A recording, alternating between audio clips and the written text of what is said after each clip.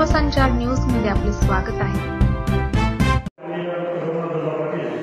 त्याचबरोबर आपल्याला प्रमुख मार्गदर्शक जे आपले ते IPS अधिकारी, माजी IPS अधिकारी माननीय सुरेशराव खोपरे साहेब, त्याचबरोबर डॉक्टर चंद्रकांत कोलते साहेब, त्याचबरोबर शेतकरी संघटनेचे कार्याध्यक्ष कालिदास आपेट साहेब, त्याचबरोबर शेतकरी संघटनेचे उपाध्यक्ष माननीय ॲडव्होकेट अजय दादाकाळे, त्याचबरोबर सानिकभाई कुरेशी व त्यांच्याबरोबर सर्व सहकारी उपस्थितांचं मी पहिल्यांदा शेतकरी संघटनेच्या वतीनं स्वागत करतो। आणि तिथे शेतकरी संघटनेचा कार्यक्रम काय घ्यावा लागतोय त्याचा मी प्रस्तावित करतो। भावांनो, हे जे डिक्सळ गाव आहे त्या डिक्सळ गावापासून हे पुणे जिल्ह्यातलं गाव आहे। थोडं पुढे गेलं तर इकडच्या बाजूला दौंड तालुका आहे, बाजूला इंदापूर बारामती तालुका आहे, त्याचबरोबर बाजूला कर्जत तालुका आहे आणि दुसऱ्या बाजूला करमाळा तालुका आहे। म्हणजे 3 जिल्ह्यांची सीमेवर असलेलं हे गाव आहे।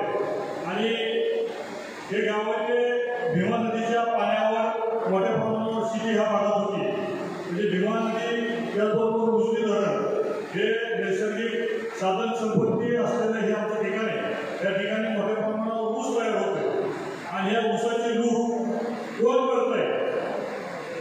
आपण जर आपल्या शेतात जर एखाद्या शेताचं जर जनावर आलं तर आपण त्या जनावराच्या मार्गावर भांडण करतोय, त्याच्याबरोबर वाद करतोय, आयुष्यभर आपण त्याच्याबरोबर दुश्मनी करतोय। परंतु आपण कष्टाला पिकवलेला ऊस दिवसा ढवळात लुटतोय, याचं परीक्षण करण्यासाठी, याची चिकित्सा करण्यासाठी खरं तर आपण ही ऊस परिषद घेतोय।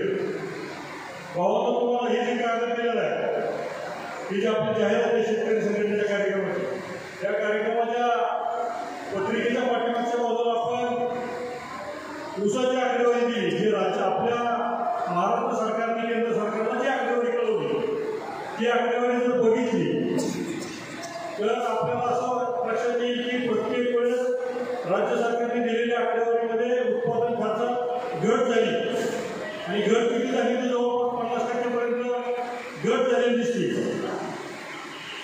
माझा तुम्हाला प्रश्न आहे की बाजारामध्ये गेल्या वर्षी असलेली वस्तू त्याच्यापेक्षा 50% दराने मिळते का? मिळत असते तर होय म्हणत असेल तर नाही म्हणा, पण तुम्ही काय करणार? तुमचं बरोबर केलं नाही, तुम्ही बोलतो हो ह्यासाठी खरं तर हा कार्यक्रम ठेवण्याचा उद्देश आहे नुसतं ऐकून जाणं आणि चीड व्यक्त न करणं हे वृद्ध माणसाचं, वेगळ्या माणसाचं लक्षण आहे। जर तुम्हाला मुंगीचा वगैरे तुम्ही लगेच त्याच्यावर दात चावायला लागला तर त्याच्यावर हात मारला तिथं, म्हणजे त्याला असं जिवंत ठेवत नाही। म्हणजे अर्धा थेंब सुद्धा तुमचं रक्त येणाऱ्या जास्त तुम्ही मारून टाकताय। मग आता तुमच्या आपल्या शेतकऱ्यांची जी लूट करतात त्यांना मात्र आपण काय करतोय, दिवसेंदिवस निवडून देतोय। उदाहरण द्यायचं झालं तर त्याच्या बारामती लोकसभा मतदारसंघाची जर निवडणूक बघितली तर नंदन महोदयांनी जवळपास 97 ते 98% मतं घेतली। बरोबर आहे का चूक आहे? म्हणजे 97 ते 98% लोकांनी पवारांच्या भूमीला समर्थन केलं। मग अशा भूमीचं समर्थन करायचं आहे का? आता ह्या पत्रकामध्ये आपण बघा, दौंड शुगर असेल, बारामती आजोबा असेल, नागमोत्सव असेल, व्यंकटेश कृपा असेल, हे कारखाने कोणाच्या ताब्यात आहेत? कुठल्या पक्षाच्या ताब्यात आहेत? तर हे दोन्ही बी कारखाने, दोन्ही बी जे आहे राष्ट्रवादी काँग्रेसचा शरद पवार गट असू द्या किंवा अजित पवार गट असू द्या, त्या दोन्ही गटाच्या ताब्यात हे कारखाने आहेत। आणि ऊसाच्या दरावर मात्र हे एकमेकांना बोलायला तयार नाही। म्हणजे एका बाजूला रोहित पवार अजित पवारचा माग काढतो, अजित पवार रोहित पवारचा माग काढतो, परंतु बारामती आजोबांनी RSF म्हणजे रेव्हेन्यू शेअरिंग फॅक्टर प्रमाणे 709 रुपये प्रतिटन शेतकऱ्याचं काय केलं नाही असं अजित पवार कधी बोलायचं तुमच्या ऐकण्यात आहे का? त्याचबरोबर दौंड शुगरनी 598 रुपये दिलं नाही असं कधी रोहित पवार त्याच्या भाषणात बोललाय का? म्हणजे हे दोघं चोर मावत भाऊ वाटून खाऊ खाणारे आणि ह्याच्या विरुद्ध आपण बोलायला तयार नाही। म्हणजे ह्याच्यात बोललं पाहिजे, त्या भूमिकेला आपण राहिलं पाहिजे। भावांनो, या पत्रकामध्ये आपण दुसरी दुधाचा उत्पादन खर्च जो राज्य सरकारने काढलेला आहे तो 62 रुपये 28 पैसे, म्हणजे दुधाचा उत्पादन खर्च 62 रुपये 28 पैसे असताना आपण दुधाला मात्र 30 रुपये भाव मिळतोय. आणि 30 रुपये घेत असताना त्याच्या अगोदर तुम्ही बघितलं असं 2017-18ला त्यांनी कुठलाही शासन निर्णय पाळलेला नाही. तुम्हाला आठवत असं शेतकरी संघटनेच्या माध्यमातून सुकाणू समितीचे अध्यक्ष माननीय रोमनाथदादा पाटील होते आणि त्यावेळेस 2017ला फडणवीस सरकार होतं आणि फडणवीस सरकारने सुकाणू समितीच्या आग्रहास्तव एक शासन निर्णय घेतला होता 27 रुपयाचा आणि त्यावेळेस शेतकऱ्याच्या दुधाला 18 रुपये 17 रुपये दर दिला जात होता. आता तो शासन निर्णय झाल्यानंतर त्या शासन निर्णयाविरुद्ध एक 14,046 क्रमांकाची एक याचिका दाखल झाली होती आणि त्या याचिका कुठे दाखल केली होती तर बारामती गावात दूध उत्पादक संघ असेल, पुणे जिल्हा दूध उत्पादक संघ असेल, राजापूर जिल्हा दूध उत्पादक संघ असेल, म्हणजे पश्चिम महाराष्ट्रातल्या सर्व दूध उत्पादक संघांनी याचिका दाखल केली होती आणि त्या याचिकेमध्ये हायकोर्टामध्ये त्यांनी सांगितलं होतं की शासन निर्णयाप्रमाणे आम्हाला ऊस दर देता येत नाही. त्या शासन निर्णयाविरुद्ध एक हस्तक्षेप अर्ज आपल्या शेतकरी संघटनेच्या माध्यमातून माननीय रोमनाथदादा पाटील यांच्या नेतृत्वाखाली आणि त्यांच्या मार्गदर्शनाखाली आपल्या हरदास पवारांनी दिला होता आणि त्याच्यामध्ये हस्तक्षेप अर्ज दाखल केल्यानंतर सदरची याचिका दूध संघाने मागे घेतली. पर्यायाने पहिला शासन निर्णय जिवंत होता आणि त्या शासन निर्णयाची जर अंमलबजावणी झाली असती तर या दूध संघांकडून शेतकऱ्यांना कमीत कमी 8,300 कोटी रुपये द्यायला भाग पडला असता. 8,300 कोटी रुपये म्हणजे राज्यामध्ये दररोज दूध होतं 1,78 लाख लिटर दूध, 1,78 लाख लिटर दूध दररोज तयार होत असतं आणि 10 रुपयाचा जर ऊसाचा दर कमी दिला तर 18 कोटी रुपये दररोजचं कमी. 18 कोटी कमी म्हणजे 400 दिवसाचा हिशोब काढला तर 8,300 कोटी रुपये होत्या. मग 8,300 कोटी रुपये मागण्यासाठी दादांनी बऱ्याच वेळा मंत्रालयात चक्रा मारल्या आणि शेजारच्या जिल्ह्यातला मंत्री विखे पाटील नाव घेऊन सांगतो, विखे पाटलांना दादा म्हणजे हे पैशाचं काय करतात तर ते म्हणजे जुनं झालंय 2017 जुनं झालंय जुने गावात म्हणजे 2017 पैसे जुने आणि 2001च्या अगोदर काढलेलं कर्ज म्हणून ते नवं आहे असं चालू का? म्हणजे ह्या सरकारला दिवबा कळत नाही, दिवबा करतोय. मग अशा परिस्थितीमध्ये आपल्याला जागृती व्हायला पाहिजे. ऊस दराच्या बाबतीत जर तुम्ही बघितलं तर ह्या पत्रकामध्ये आणखी एक माहिती दिलेली की रिकव्हरी बेस कसा वाढवला गेला. म्हणजे पूर्वीचा रिकव्हरी बेस हा 8.5% होता. 8.5% रिकव्हरीवर ऊसाचा दर काढला जात होता आणि त्याचबरोबर जानेवारी फेब्रुवारीमध्ये जे पीक आवरेज म्हणजे वाढलेला जो साखर उतारा असतो त्याचा 1% असा विचार करून पूर्वीच्या SMP कायद्यामध्ये तुम्हाला ऊसाला दर देण्याचे प्रयोजन होते. परंतु आपल्याला काही गद्दार लोक शेतकरी संघटना सोडून गेले. आता ते ह्या पत्रकात दिलं असाल आणि त्या माणसाला तुम्ही कधी कधी दिलं हे म्हणजे 2004-5ला राजू शेट्टीला निवडून दिलं. त्यावेळेस सरकार कोणाचं आलं? मनमोहन सिंग सरकार आलं. कृषी मंत्री कोण होतं? कृषीवर होतं का? कृषी मंत्री कोण होतं तर आपल्या शेजारचं शरद पवार होतं आणि शरद पवारांनी त्यावेळेस रिकव्हरी बेस बनवला 9.5 केलं. 9 केल्यानंतर शेतकऱ्यांच्या मुद्रे दिसला नाही म्हणून त्यांनी परत 9.9 केला बेस. त्याच्यानंतर ह्या पण सरकार बदललं, मनमोहन सिंग सरकार पडलं आणि त्याच्यानंतर मोदी सरकार आलं. मोदी सरकारने सुद्धा 9.5% 10% केलं आणि परत त्यांनी 10.10% म्हणजे 2.25% आणि पीक आवरेजचा 1% असं म्हणून 2.3% रिकव्हरी तुमचा रिकव्हरी बिल बनवला. त्याचा परिणाम काय झाला तर ऊसाच्या भावावर सरळ 1,000 रुपयाचा परिणाम झाला. मग तुम्हाला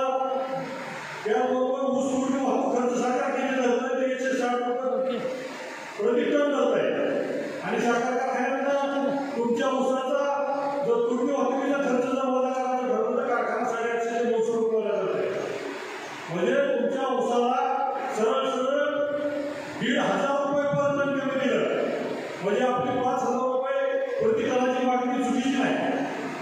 म्हणजे ह्या सर्व बाबी तुम्ही विचारात घ्याव्यात. त्याचबरोबर मोठ्या प्रमाणात आज कुरेशी समाजाचे मित्रमंडळी ह्या कार्यक्रमाला आलेले.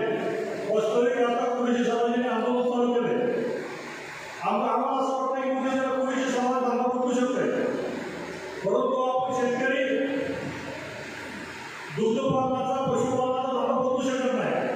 आणि गैर काय आपण म्हशीला बदलू शकत नाही. फक्त येण्याची फक्त आम्हाला कालवडच मिळाली म्हणजे असं काय का त्या जनावराला रेडा होऊ शकतो, त्या गायीला वळून होऊ शकतो. मग ह्या वळून विल्हेवाट कशी लावायची? तर आता काल आम्ही पाहुण्याच्या घरी गेलो होतो. एका गोष्टीवर त्यांनी एका तळ्याच्या बाजूला 12 ते 13 गोळू बारका सोडून दिला. उद्याच्याला केलं गोळू गेला तर त्याला खाणारी कुत्री खाण्यानंतर काय होणार आहे? ही कुत्री जिवंत माणसावर धावायला लागल्या, बारकावर धावायला लागल्या, सुधारून झाल्या.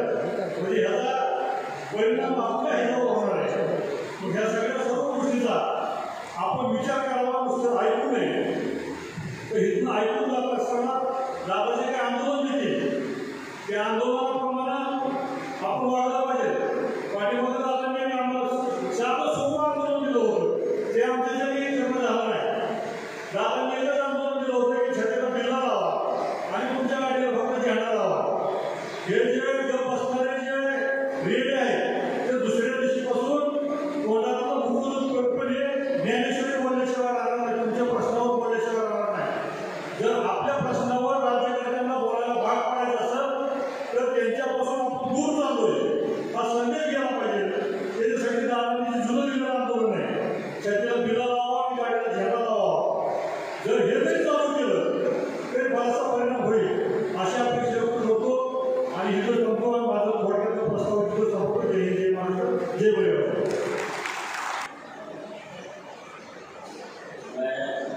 आपकी बात हिंदी में करना होगा.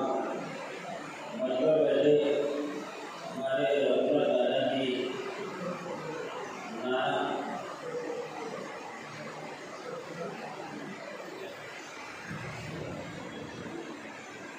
पहिले स्टेजवर वाचून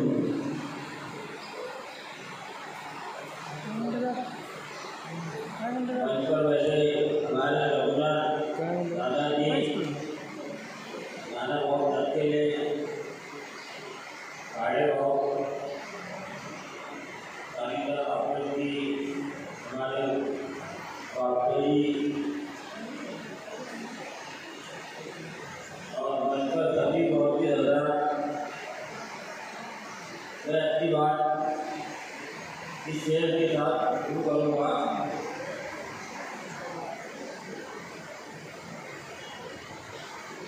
शेर इतना है कि तूफानों पर वार कर, आंधियों पर वार कर, तूफानों से आग बुझा, मल्लाहों का चक्कर छोड़, तैर के बजे द्वार पर. तो दोस्तों आज हमारी टीम का यहाँ आने का मकसद ये है कि 10 साल हो गए, 10.5 साल, ये जो गवर्नमेंट कायदा लगा हुआ है इससे किसान, कृषि और भी 12-13 लोग जो है इससे त्रस्त है. मगर ये सरकार जो है सुनने को तैयार नहीं. एक सेंसेशन बनानी होती है गौ जबकि गौ हत्या का कायदा 1976 से लागू है, लेकिन 2015 में इन्होंने वॉइस छोड़कर पूरा डब्बा घुमा दिया. इसी वजह से सभी लोग परेशान हो गए. आज किसान का भी एक अच्छा खासा इसमें योगदान है. एक जानवर को पालना, पोसना, बड़ा करना, उसको अपने घर के अंदर जीवन उसका पंद्रह देना, उसके बाद में जब इस्तेमाल होने के बाद जब उसको बेचने की नौबत आ रही तो सरकार बोलती कि नहीं इसको बेचना नहीं, इसको अपने घर में बना दो, उसके बाद में इसको डब्बे के आगे फेंकना. तो यह एक तरह से जो है संविधान के खिलाफ बात है. और गरीब लोगों को फंसाने का काम ये सरकार कर रही है. तो आज इसके विषय में अक्षय महाराष्ट्र के अंदर पुलिस समाज ने पिछले 20-22 दिन से अपना कारोबार जो है खरीदी बिक्री का बंद किया हुआ है, जिससे हमारे किसान भाइयों को बहुत तकलीफ हुई है। शायद इसका बहुत जल्दी रास्ता निकल जाएगा, सरकार अपनी मांगें पूरी कर लेगी तो वापस काम पे आ जाएगी। लेकिन ये जो हो रहा है ये संविधान के विरुद्ध हो रहा है।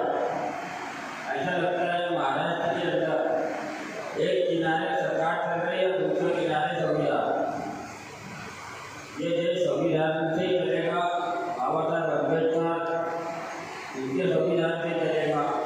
और हम जो लोग हैं, हम अल्पसंख्यक लोग हैं, ओबीसी लोग हैं, हमारा जो मामला है ये जो कारोबार है मांस की बिक्री का हजारों साल पहले से चला आ रहा है। जब से मनु धरती पर आया, मनु जब धरती पर आया तो सबसे पहले हुए पत्ते खाया और पत्ते अपने आग को बांधा।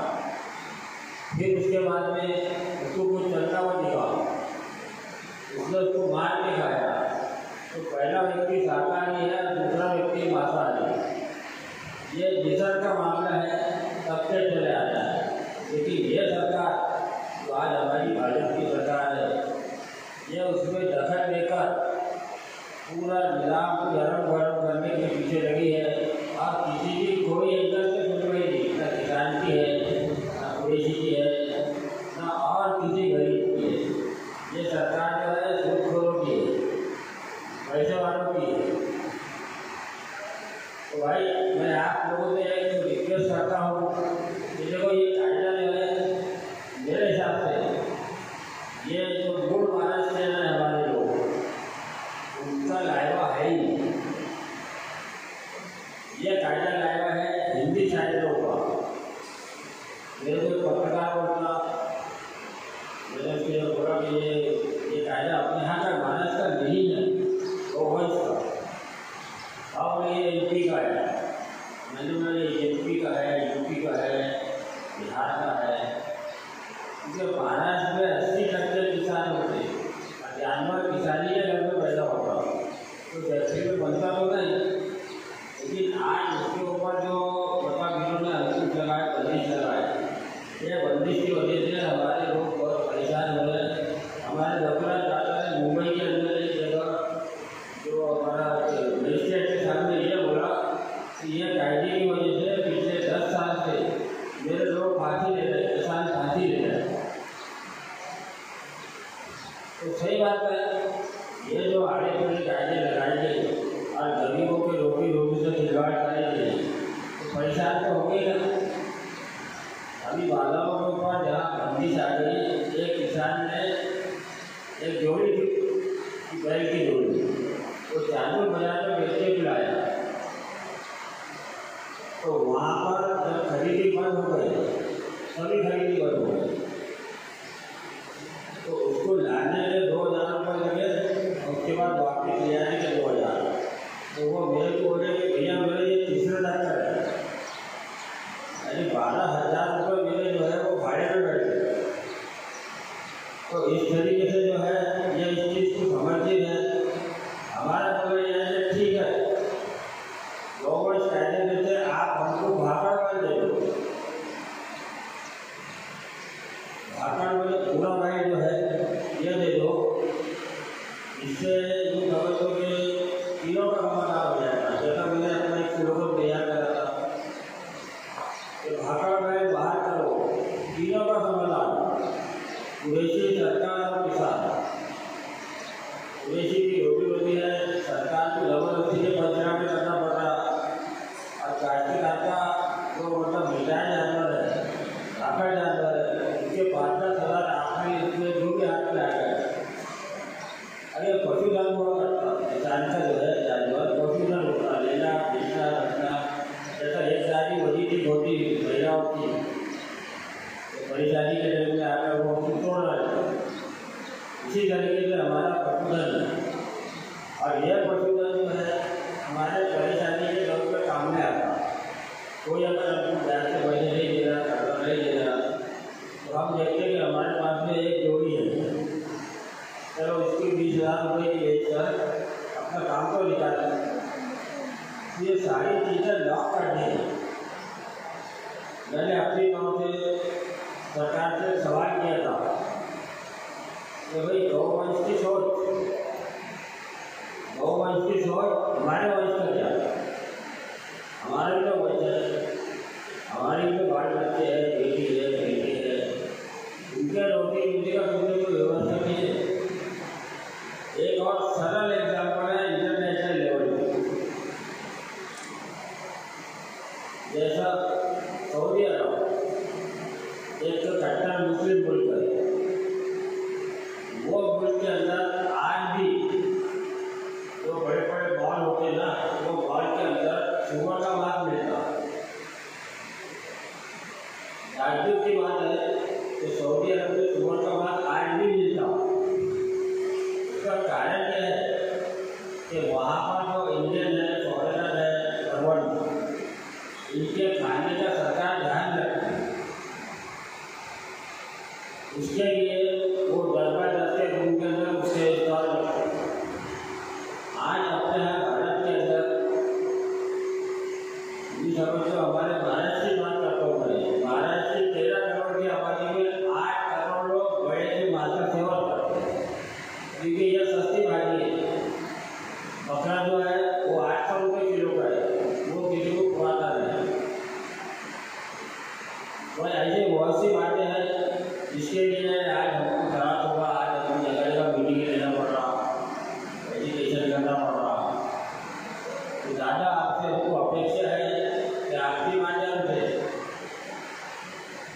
इस मुसीबत का कोई ना कोई हल जरूर निकालेंगे। ऐसी मैं आपसे अपेक्षा करता हूँ और अपने तौर पर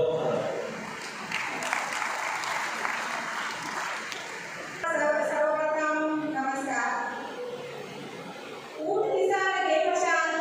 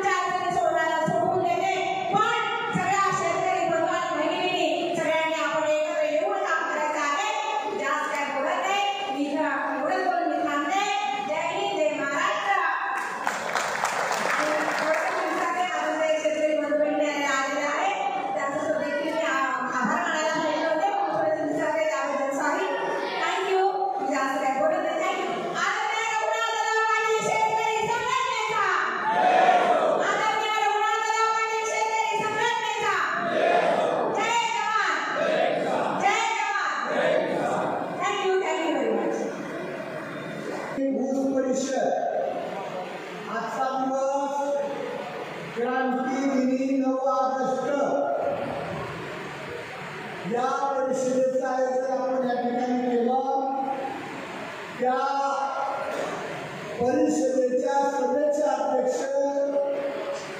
महाराष्ट्राचे राष्ट्रीय अध्यक्ष शेतकरी संघटनेचे रघुनाथदादा पाटील, माझे अध्यक्षाध्यक्ष या ठिकाणी खोपडे साहेब, आमचे नवीन मित्र डॉक्टर कोलते साहेब, आपेट साहेब, अजितदादा काळे साहेब, व्यासपीठावरील सर्व नेते आणि अमरावतीवर भाऊने कसं आहे अमरावतीहून आलेले पुरेश बंधू आणि महाराष्ट्रातील जिल्ह्यातील आलेले सर्व आमच्या नवीन मित्र झालेले पुरेश बंधू, मी सर्वांचं या ठिकाणी स्वागत करतो. पत्रकार भावांनो, कोणी भावांनो, परिषद घेण्याची वेळ आली. उसाचा विषय सगळ्यांना सांगतात.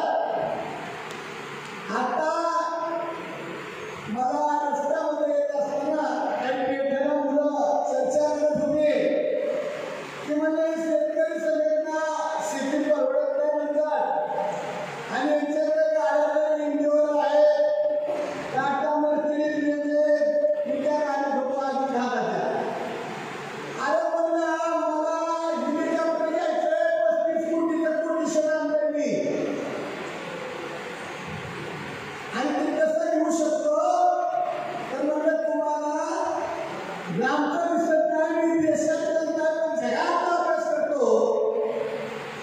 पत्रकार भावांनो, अमेरिकेमध्ये काही वस्तू आणतात ते हिताले आपल्या देशाच्या इंडियन मुंबईचा सॉफ्टवेअर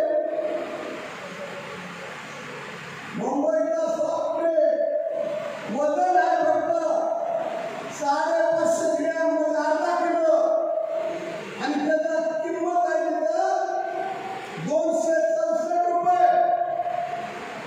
किलोचा भाव काय पडला पावाचा, आपल्या पावाचा 264 रुपयाला अर्धा किलो, 500-620 रुपये. अहो पावाचं सांगितलंय आम्ही काढलेले साखर 3100 रुपये किलो, 1 किलो. ज्या दिवशी मी डॉलरचं कनेक्शन केलं, आपल्या रुपयात कन्वर्ट केलं, त्या दिवशी डॉलर होता 85 रुपये 52 पैसे आणि त्यानुसार इथं रुपयात कन्वर्ट केलं तर साखर बसती 600 रुपये किलो. अमेरिकेत ऑर्गॅनिक नॉन ऑर्गॅनिक तिथं पण विकलं जातं आणि हे मी ऑर्गॅनिकचं सांगतोय. हा शेंगदाणा अर्धा किलो फक्त गोदावरी शेंगदाण्याचं नाव आहे आणि 560 ग्रॅम शेंगदाणा आहे. 683 रुपये झाले, 683. आणि आम्ही इथं शेंगदाणे पेरायचं बंद झालो. आम्ही मी हेलिकॉप्टरचं कोटेशन होऊन नाही काढलं. माझ्या बापाचं 40 एकर दिले. लोक म्हणतात शेतकरी संघटना इंग्लिश वाटल्या. अरे म्हणलं माझी इतकं संस्कृत कुणी नाही. मला हे भाव मिळाल्याच्या नंतर या आरामखोरांच्या दारात बसावं लागेल का आपल्याला? पण मित्रांनो, या देशात 1950 ला जरी घटना अस्तित्वात आली असेल आणि जरी घटनेप्रमाणे आपण संविधानाप्रमाणे लोकसभा विधानसभा निर्माण केली असेल, पण आरामखोर त्या घटनेनुसार केव्हा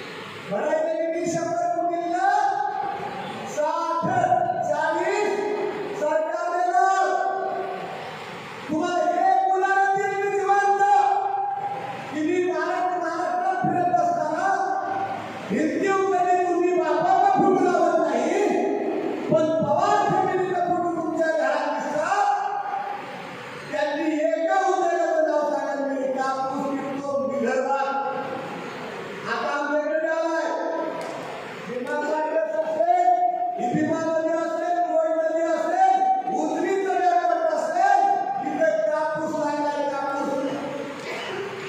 आणि या कापसापासून काय बनतं तर कापड बनतं.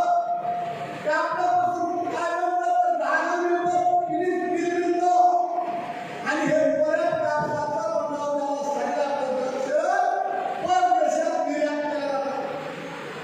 पत्रकार बघायला माहिती असेल, हायटेक्स टेक्सटाईल पार्क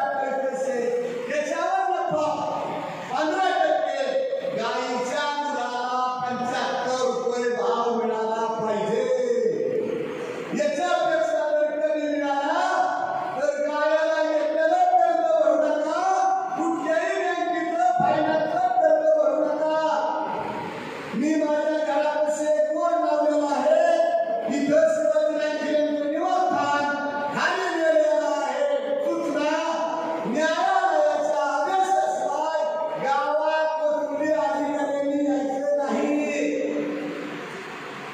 बाईंना स्वतः सुद्धा येत नाही गाडी वळायला.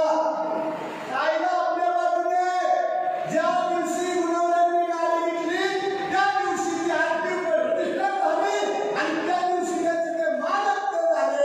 कर्ज किती बँकेचे ते वेगळं भाग आहे, पण मालक हे आहे आणि मालकाच्या वस्तूला हात लावायचा असेल तर त्याला न्यायालयाचा आदेश आणायचा, नाही तर कोण समजून मारायचा. जागेवर खून झाला तरी गुणवण्यावर 302 होणार, पण सोडून आम्ही निघून जाणार. एवढं बोलतो इथं थांबतो. जय जवान, जय किसान, जय जवान.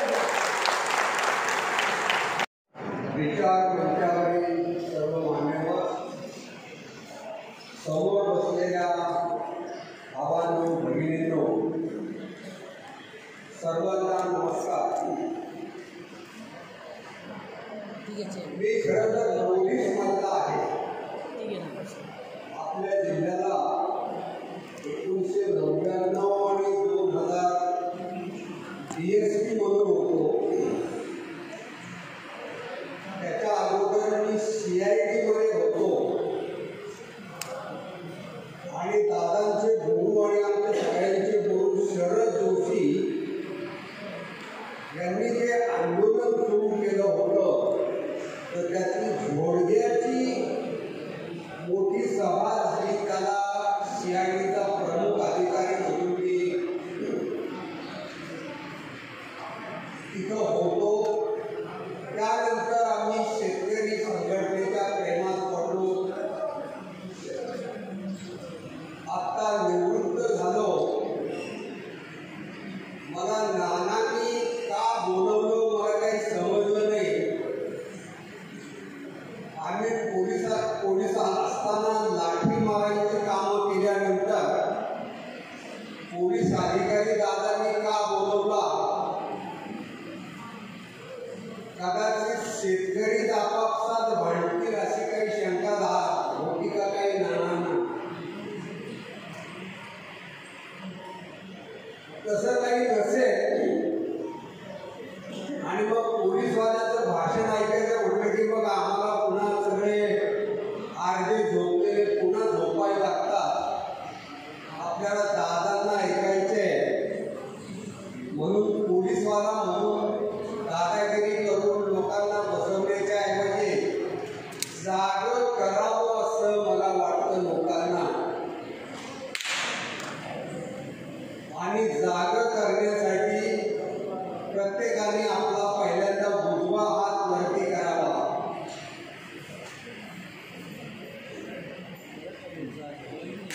नंतर डावा हात, दोन्ही हात वरती करावेत. आणि हे हात वर केले आपण कशासाठी?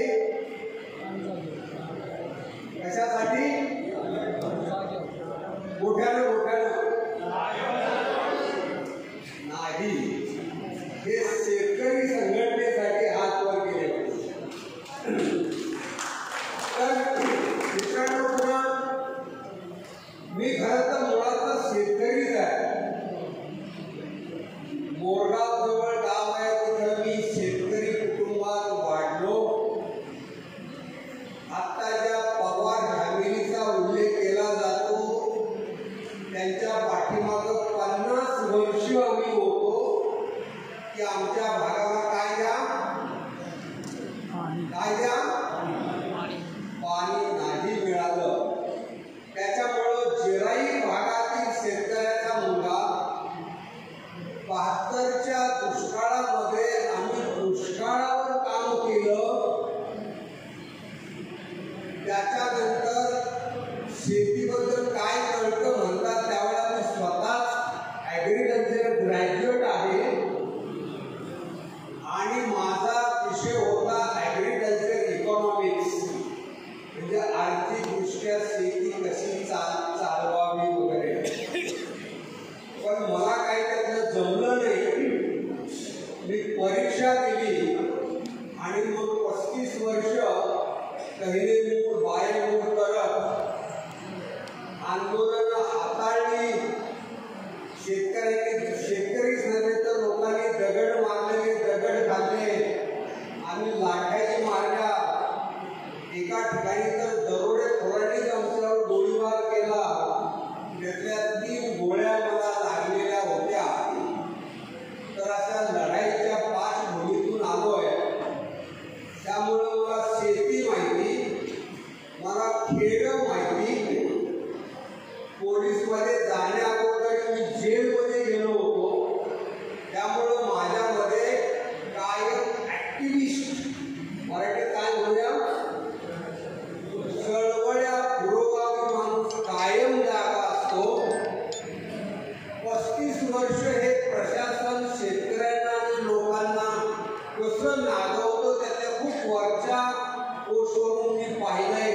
शेतकऱ्यांचं, सामान्य माणसाचा हात ही नोकरशाही कशी करते, पुन्हा त्यांना सांभाळणारं पॉलिटिकल सिस्टीम, सरकार हे कसं बनतं आणि कसं काम करतं. आणि म्हणून ती 2014ची निवडणूक बारामतीमधून घडवलेली होती. सुप्रियाताई सुळेंच्या विरुद्ध. त्यावेळेला दादा आणि नाना आमच्या बरोबर होते. आणि त्यामुळं ही राजकीय पद्धत कशा पद्धतीनं काम करते याबद्दल मला खूप माहिती निर्माण झाली. कारण लोक मला म्हटल्यावर तुम्ही भिवंडीला जाऊन लढा. मी म्हटलं भिवंडी जाऊनही मी पडणारच आहे. त्यापेक्षा मी बारामतीला उभा राहतो. का? निदान म्हणायला मोकळं की बा पडलो तो पडलो, पण निदान चांगल्या जागी तरी पडलो. आणि तर मित्रांना विरोधाचा भाग जरी सोडला तरीही राज्य पद्धती आणि राजकीय नेते कसं काम करतात याबद्दल मला बरीचशी माहिती निर्माण झालेली आहे. त्यामुळं शेतकऱ्यांच्यावरती बोलायला मी तसा योग्य माणूस आहे असं विधान दादा तरी मान्य करते. आणि आता करायचं काय याचं खूपसा वेळ झालेला आहे. दादाने म्हटलं की आपण एक कोर कमिटी करूया, त्याच्यामध्ये मांडणी करूया. जगायचं कसं, आमचा शेतकरी कसा जगतो 3 पद्धतीनं जगतो. पहिल्या पद्धतीमध्ये आपण पाहतो की बा विदर्भामधला शेतकरी कर्ज होतो. कर्ज झाल्यावर तो काय करतो? आत्महत्या करतो. त्याला फिजिकल सुसाईड असं म्हणतात. स्वतः गळफास घेऊन. कारण त्याला या शेतीच्या प्रश्नाकडे त्याची जायची तयारी होत नाही. दुसऱ्या पद्धतीचा शेतकरी कर्ज झालं, भाव मिळत नाही, मुलांना शिकवता येत नाही, मग एक मार्ग निवडतो. तो म्हणजे टाळ घेऊन किंवा कुठला तरी देव देवी मानून त्या देवाच्या मागं लागतो.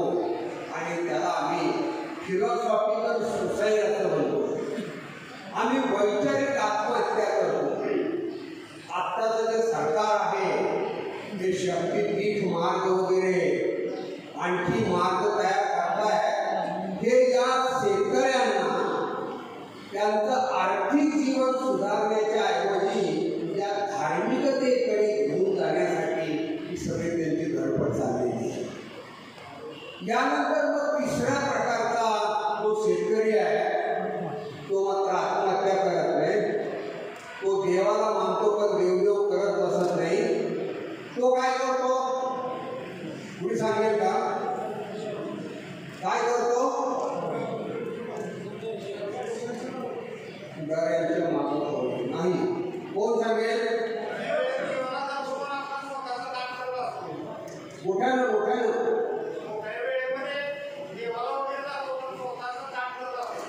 काम करत असतो. आणखी उभे राहा, उभे राहा. तुम्ही उभे राहा. Very good. कोण बोलले?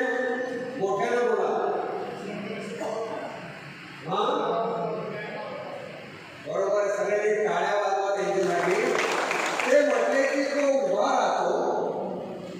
संघर्ष करतो, या व्यवस्थेला प्रश्न विचारतो आणि ही व्यवस्था बदलण्याचा प्रयत्न करतो, जे आता दादा आणि त्यांचे लोक करत आहेत. आणि म्हणून मग आपल्याला जे करायला पाहिजे तर तो मार्ग आहे. आणि मग ते करायचं कसं याच्याबद्दलही पुन्हा खूप प्रश्न पडले. की शेतकरी संघटनेचा त्याचा अभ्यासक आहे, आपल्याला अनुकरण केलं पाहिजे. छोटी कथा सांगतो आणि मग मी सांगतो आपल्याला काय करायला पाहिजे. एक प्रयोग करण्यात आला होता कीटकांच्या वरती. शास्त्रज्ञांनी काय केलं की एक मोठी काचेची ट्यूब घेतली, नळी घेतली, तिचं एक तोंड उघडं होतं, एक बंद होतं. त्याच्यामध्ये त्यांनी मधमाशी सोडली आणि काय केलं, जे उघडं होतं ते त्यानं अंधाराकडं केलं आणि दुसरं जे टोक होतं बंद होतं ते उजेडाकडं केलं आणि बराच दिवस ठेवलं. काय झालं असेल, ती मधमाशी धडका मारत होती. कशासाठी? मोठ्याने बोला, कारण लोक झोपतात म्हणून मी प्रश्न विचारतो बरेच पडतात. तर ती धडका मारत होती बाहेर पडण्यासाठी. बरं, त्याला बाहेर पडण्यासाठी दुसरं टोक होतं ना अंधारातलं, परंतु त्या मधमाशीचा विचारच असा आहे, तिची रचनाच अशी आहे की तिला वाटतं की आपल्याला जर सुटायचं असेल, बाहेर पडायचं असेल, संकटातून बाहेर जायचं असेल तर आपल्याला प्रकाशाकडे गेलं पाहिजे, उजेडाकडे गेलं पाहिजे. आणि म्हणून तू उजेडाला धडका मारत मारत त्यातच मरून गेली. दुसरा प्रयोग केला, त्याच काचेच्या नळीमध्ये त्यांनी घर माशी सोडली, आपल्या घरात राहणारी माशी. तिनं काय केलं असेल, कुणी अंदाज करेल? तिनं काय केलं असेल, ती धूर्त माशी ती म्हणते की नुसतं उजेडाकडे जाऊन आपल्याला भागणार नाही, आपल्याला काय करावं लागेल, जिकडं मिळेल तिकडं आपल्याला धडका मारला पाहिजे. इकडं धडक मार, तिकडं धडक मार. शेवटी मागं मागं गेले, तिला होत सापडलं, बाहेर पडल्याने निघून गेले. तर यातून आपल्याला शेतकऱ्यांना मार्ग शोधावा लागेल की आपलं जीवनमान सुधारायचं असेल, आयुष्यमान सुधारायचं असेल तर आपल्याला एकाच दिशेने जाण्याच्या ऐवजी अनेक मार्ग शोधले पाहिजे. आणि ते कुठले शोधायचे त्याबद्दल मी दादा काही म्हटलं की आपण बसूया आणि त्याबद्दलची जीवन रचना करूया. नाहीतर तुम्हाला हा देवेंद्र फडणवीस आणि मंडळी ती अशी गुंतवून ठेवतील. त्यांनी जर आता हा जो कायदा आणलाय जन सुरक्षा कायदा, तुम्ही जर म्हटलात की बाबा जनावर कापायची परवानगी द्या, इथले ब्राह्मण म्हणतील हे आमच्या धर्माविरोधी आहे, तुम्ही मागणी केली, ब्राह्मण तुमच्या विरोधी जाते, तुमच्या विरुद्ध मोर्चा काढते, एका गटाला तुम्ही नाराज केलं आणि जनसुरक्षा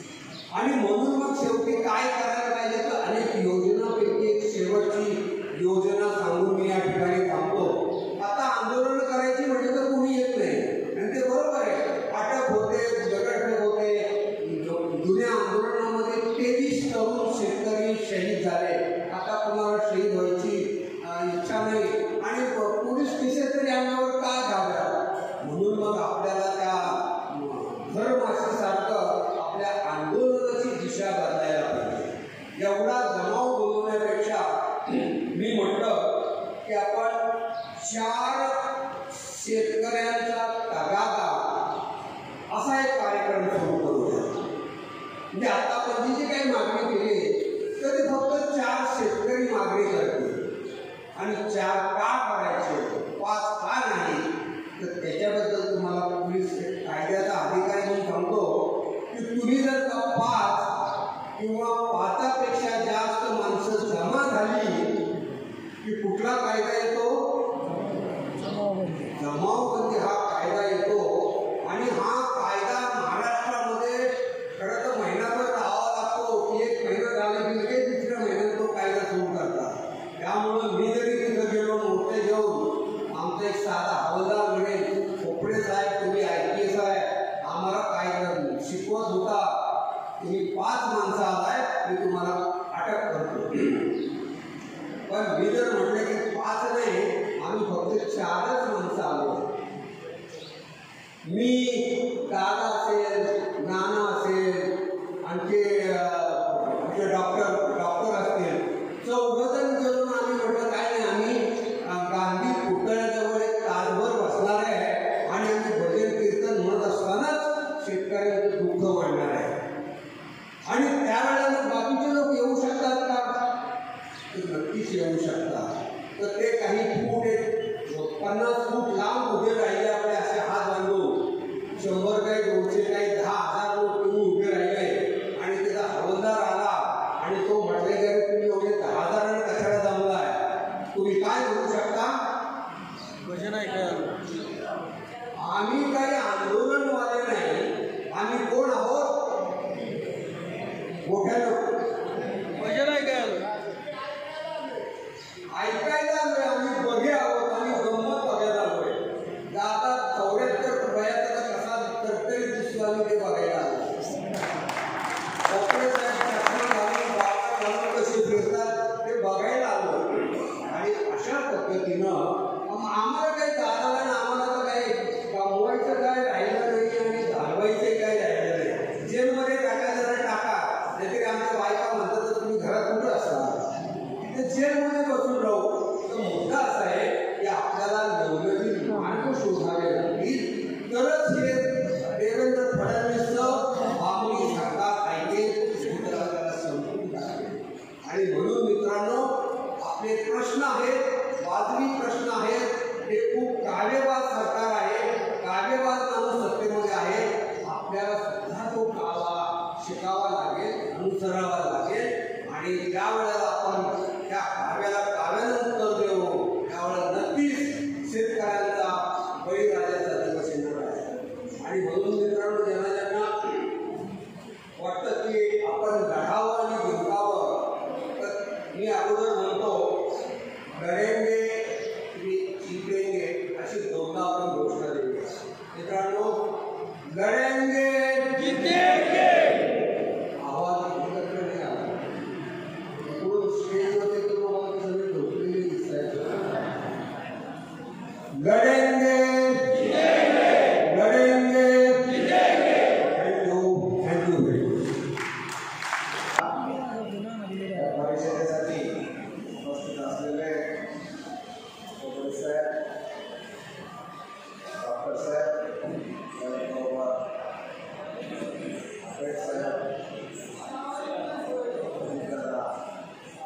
आणि सहयोग शिवाजीराव त्यांचे सगळे सहकारी, व्यासपीठावर उपस्थित असलेले सर्व मंडळी, माणिक शिंदे आहेत ते आरोग्य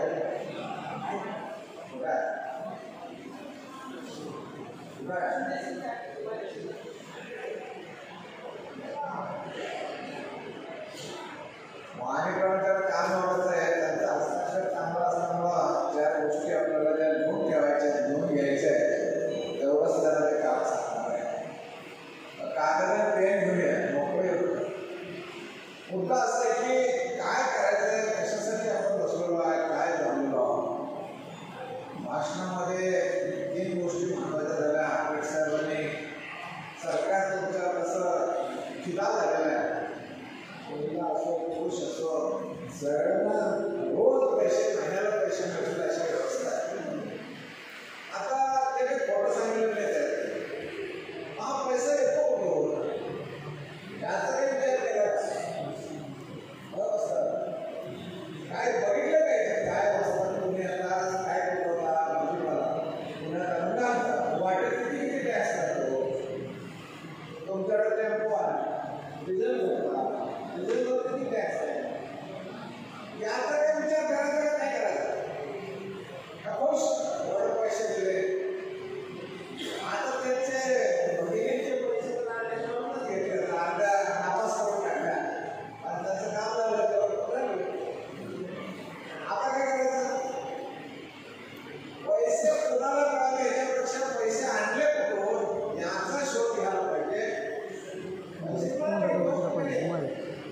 हे पैसे अहो, त्याला काही करू नका, सगळं ऐकायला येतंय. म्हणजे जास्ती फक्त माझं भाषण ऐका. बरं का? आणि ज्याला ऐकायचं ऐकू येत नसेल तर जवळ या. मी सारखं हलवा हलवं काही करू नका. प्रश्न असा आहे की हे जे पैसे तयार होतात हे जीएसटी मध्ये आणि डॉक्टर सर आम्ही दिल्लीमध्ये परीक्षेत घेतो. एपी बोर्डमध्ये आंध्र प्रदेशमध्ये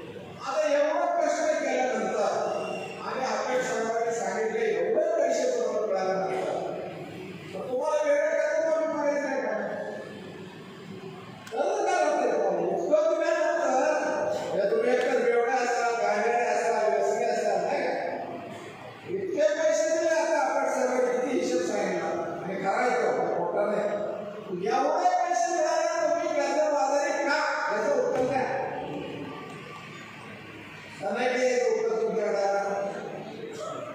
होय काय झालं उत्पन्न काढताय का नाही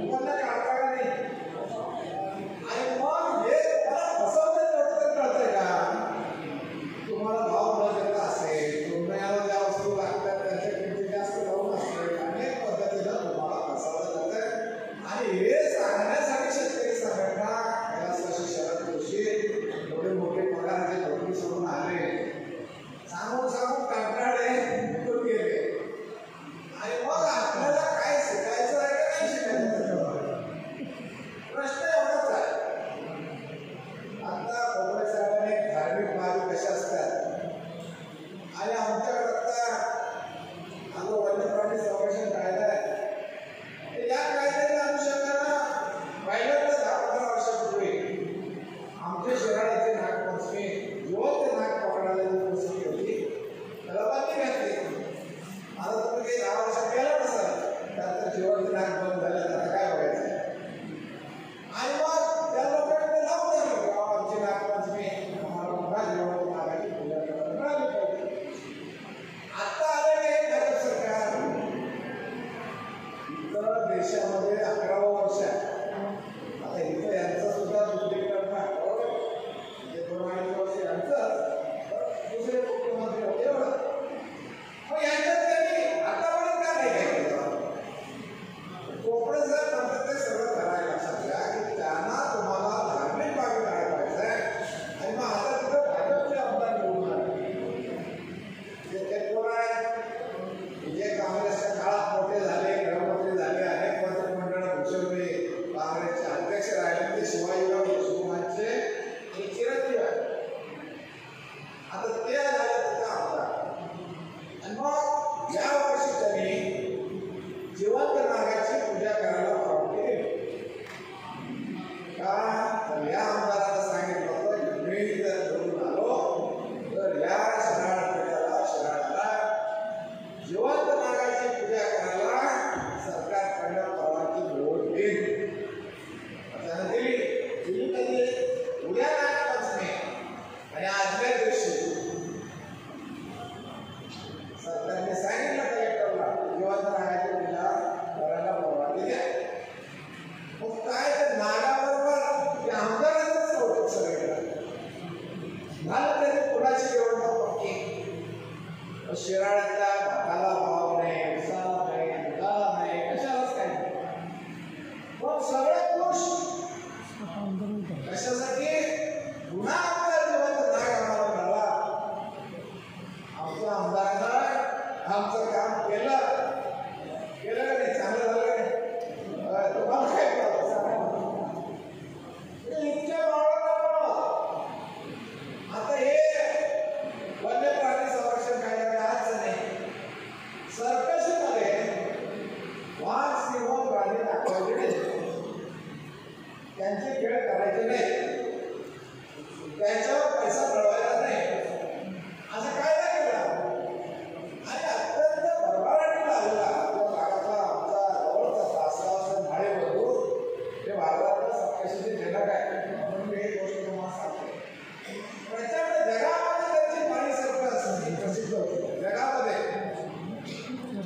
आता या सर्कशीतले जे लोक तयार झालेले होते त्यांनी थोडा वेगळ्या सर्कशी काढल्या आणि अनेक सर्कशी या देशात काम करत होत्या तर या प्राणी संरक्षण कायद्याने हत्तीमार वाघ सिंह वाघ झोपाळचे सगळे जंगली प्राणी कमूत बघायला मिळतात हंटर वाजवला की वाघ नाकळा काढतो सिंह जमा पिसरतोय हंटी फुटतोय आता हे सगळं कमूत बघायला येत होते लोक सर्कशीचे प्राणी पण झाल्यावर सर्कशी आपोआप पण झाल्या आता एक जाती होती मठामध्ये नांदणीच्या मठामध्ये आणि त्या तिकडं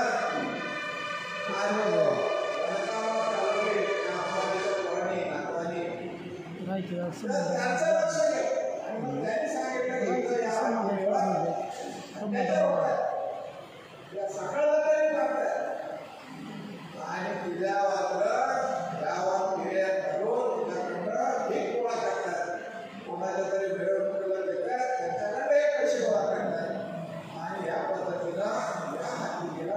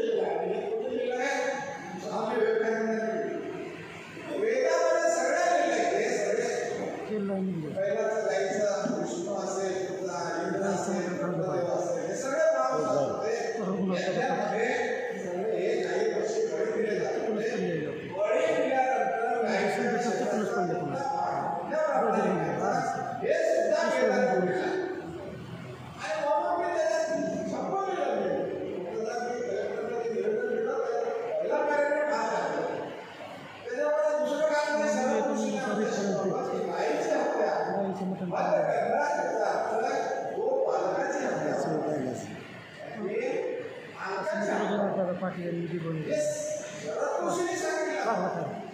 आता शरद जोशींच्या विचाराची पद्धत काही म्हणत असेल, काही जास्त कुठं कशाला टाकायच्या नादाला लागला.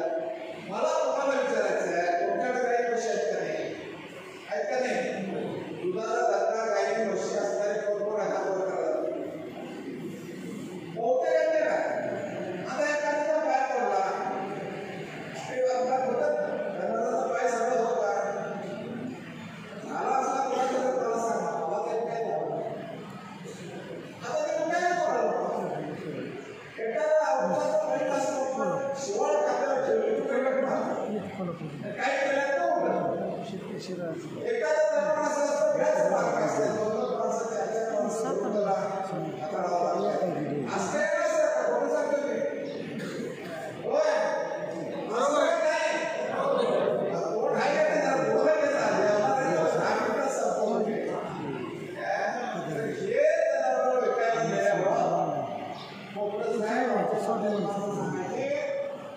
जे कोणाच्या ओळखीच्या माणसाला कुठल्या प्रयोगाला देऊ नको.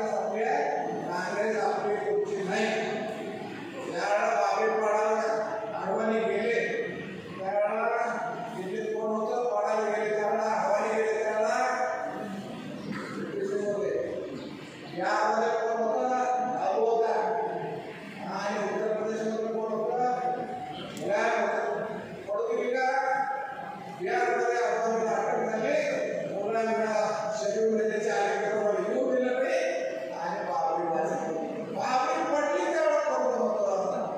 काँग्रेसचा भोगड्या पी.व्ही. नरसिंहराव पंतप्रधान होता. तुमच्या नांदेडच्या शहरात तवा गृहमंत्री होता. का नाही हे काँग्रेसचे राष्ट्रवादीचे छुपे बंधुवाले हे लक्षात ठेवा. आणि हे देवेंद्र फडणवीस आणि त्यांचे भाजप RSS हे उघड बंधुवाले आहे. आणि आपण शूद्र आहोत सगळे. माझ्या सकट आम्ही सगळ्यांनी आदित्यराव तुम्हाला जाहीर करायचं जाहीर करायला पाहिजे की आम्ही शूद्र आहोत. बुद्धिबळाच्या फुलाच्या शब्दात काय म्हणते तुम्ही आम्ही सगळे शेतकरी स्त्रिया मुलं शूद्र ऐकायला तुम्हाला मान्य आहे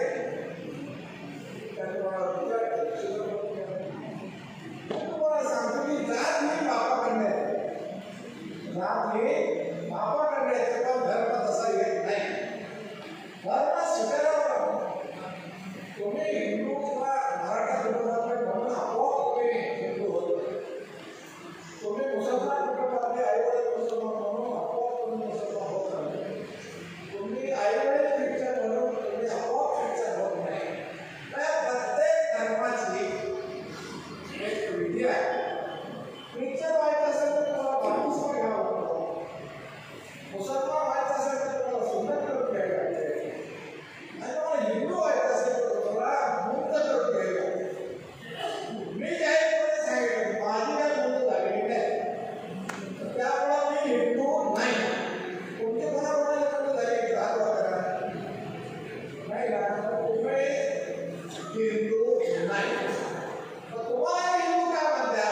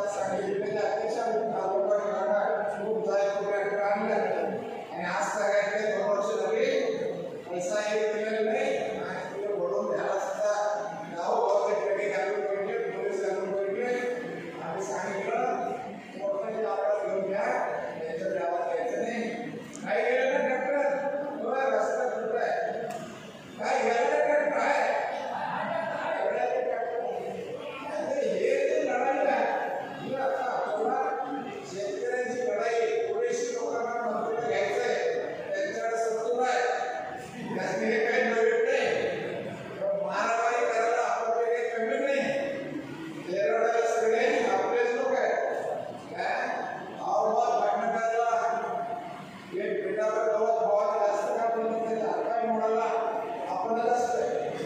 तेव्हा आता ते सोडायचं पुरेशी सगळ्या टप्पा शिकवत नाही, मित्र आहे, भाऊ आहे असं समजून आता आपल्याला मोठी मोठी आंदोलनामध्ये अशा परिस्थितीत अशी जी आर्थिक परिस्थिती गेलेली आहे 9 ऑगस्टची कोरोनाने माणसं कमी आहेत, माणसं जास्त आहेत, म्हणजे असं नाही हो ना.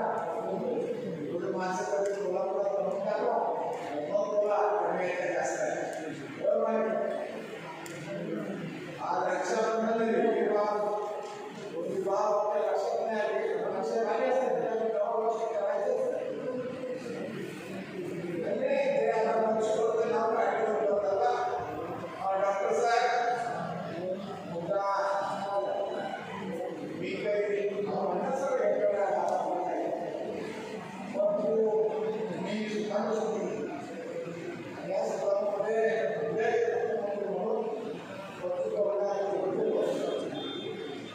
करत असताना आमच्या भूमिका सांगण्यासाठी शेजारी कालिदास राज्य घेता का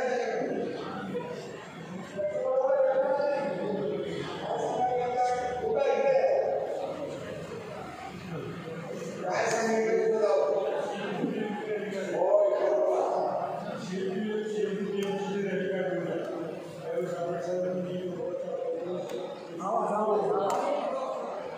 आणि बच्चूकडूला शेती प्रश्नावरचं काहीही माहिती नव्हतं.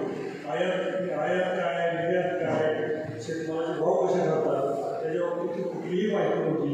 आपण साहेबांनी त्यांना प्रत्येक पॉईंट सांगितलं आणि त्याचबरोबर रॅली काढली. त्या रॅलीमध्ये पहिले मुद्दे कसे करायचे त्यांना पश्चिम महाराष्ट्राची काही माहिती नव्हती.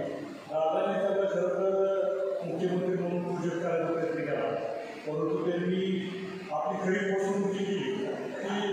मुद्दा असा आहे की हे सगळं सांगून झालं काय करायचं आणि त्यांनी कबूल केलं म्हणून दोन मी मागायला गेलो आणि त्याचे मुख्यमंत्री कोविड सगळ्यांना करून ठेवलो. त्याच्यामध्ये तुम्ही जे भावना व्यक्त केली त्यावेळेला मला सगळं माहीत होतं, तरी पण असं म्हणायला नको की सगळं एक होत असताना त्याला काहीतरी खेळा राजेश्वर होते की आता अजित पवार होते अजून अनेक लोक होते बरेचसे नेते होते.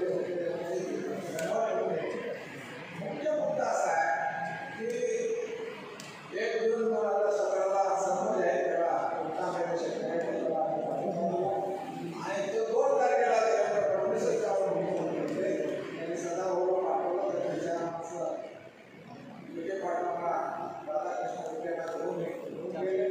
2च्या रात्री 3च्या पहाटे साहेब भेटला पण जाहीर केला. पत्रकारांनी आम्हाला सांगितलं दादा साहेब भेटला काय, मी म्हटलं काही भेटलेलं नाही बाबा आम्ही चालवणार आहे आणि पुढे आम्ही चालू ठेवला. 5 तारखेला आमचा आदेश करून महाराष्ट्र एकट्या बारीक क्षेत्रात कोल्हापुरातल्या सगळ्या भाजीपाला उद्ध्वस्त करून टाकला आणि त्याच्या भाजीपाला घेऊन सगळे राज्यातील महत्त्वाच्या आणि आपल्या भागातील ताज्या बातम्या पाहण्यासाठी आजच आमच्या विश्वसंचार न्यूज यूट्यूब चॅनलला सबस्क्राईब करा व बेल आयकॉन प्रेस करा.